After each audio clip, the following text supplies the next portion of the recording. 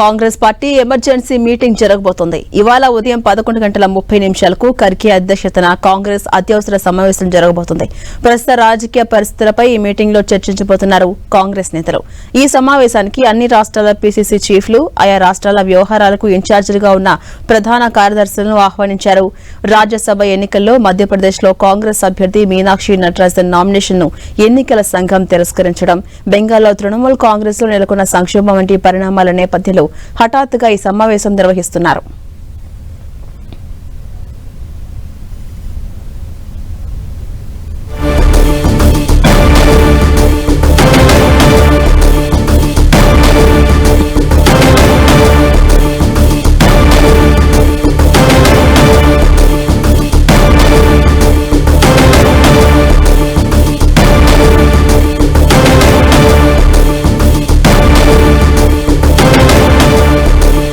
ఇవాళ Congress party emergency meeting నిర్వహించబోతోంది. ఇవాళ ఉదయం 11:30 ఖర్గే అధ్యక్షతన కాంగ్రెస్ అత్యవసర సమావేశం జరగబోతోంది. ప్రస్తుత రాజకీయ పరిస్థితులపై ఈ మీటింగ్ లో చర్చించబోతున్నారు కాంగ్రెస్ నేతలు.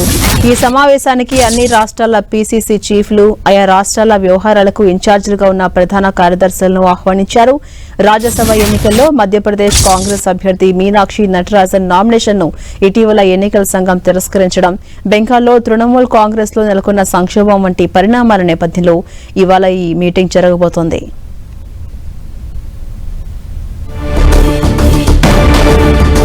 ఇటువంటి పరిణామాల నేపథ్యంలో ఈ రోజు హఠాత్తుగా ఈ సమావేశం నిర్వహిస్తుండడం రాజకీయంగా ప్రాధాన్యం ఏర్పడింది.